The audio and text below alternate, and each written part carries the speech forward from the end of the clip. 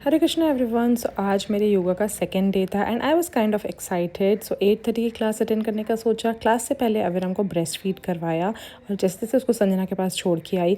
और आज ना छत पे क्लास करने का मन है। काफ़ी ज़्यादा ठंड हो रही थी तो मम्मा छत पे आई और उन्होंने बोला कि मैं तुम्हारी थोड़ी जगह कर देती हूँ। और सामने वाली छत पे ना लियो मुझे बहुत अच्छे अच्छे लुक्स दे रहा था, आप देख सकते हैं। तो वो भी ठंड का मजा ले रहा था और अब मैं भी बढ़िया सी ठंड में ना अपनी क्लास करने वाली हूँ। सो मैंने मैट वगैरह बिछाई और मैट के नीचे मैंने ऐसी दरी भी बिछा ली ताकि मेरी मैट जो है वो ओस से गीली ना हो। फिर शुरू होती है मेरी योगा क्लास। सबसे पहले सूर्य नमस्कार किया। तो सूर्य नमस्कार के भी मैं मॉडिफाइड वर्जन्स कर रही हूँ अभी, बिकॉज सी सेक्शन हुआ है ना, तो फिर स्टिचेस पे कुछ भी प्रेशर नहीं आना चाहिए। तो मेरी टीचर ने कहा विल गो स्लो। बीच में अविराम उठ गया था तो फिर से उसको फीड करवा के आई और बीच के कुछ आसन तो मेरे मिस हुए थे, बट अब तो इसी तरीके से चलेगा आई गेस। उसके बाद चक्की चालन आसन, बटरफ्लाई पोजेस, पश्चिम उत्तासन और फिर टेबल टॉप पोस्चर।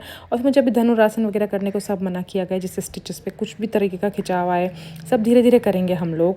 और फिर इसी तरीके से मेरी क्लास शवासन के साथ एंड हुई। क्लास बहुत अमेजिंग थी। छत पे करके तो मज़ा ही आ गया। फिर नीचे आई तो अविराम जग चुका था और उसने कर दी थी potty. I know it's TMI, but अब डेली व्लॉग्स न्यूबॉर्न्स के साथ तो ऐसे ही रहने वाले हैं।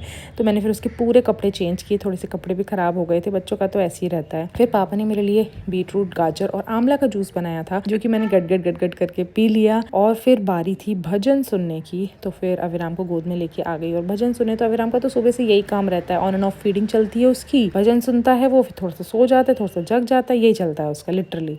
फिर आज मेरी बुआ आई थी, बुआ और फूफा जी, और बुआ की बेटी ने ना, मेरी जो कृति दीदी, उन्होंने बहुत अच्छा सा टॉय भेजा था अविराम के लिए। आई नो उसके लिए बहुत ज़्यादा हेल्पफुल होने वाला है आगे चल के। और आपको मैं बताऊँ, अविराम जैसे जैसे बड़ा हो रहा है ना, उसकी बदमाशी इतनी बढ़ती जा रही है ना। मैं उसको कंधे पे रखती हूँ ना तो ऑटोमेटिकली अपना हाथ ना अपने मुंह की तरफ ले आता है और खाता रहता है पूरे टाइम। आई डोंट नो उसको कहाँ से इतनी अकल आई है कि मुझे अपना हाथ उठा के ऐसे अपनी चिन के नीचे रखना है और फिर खाते रहना है। चलिए एनीवेज, अब मैं आपसे मिलती हूँ नेक्स्ट वीडियो।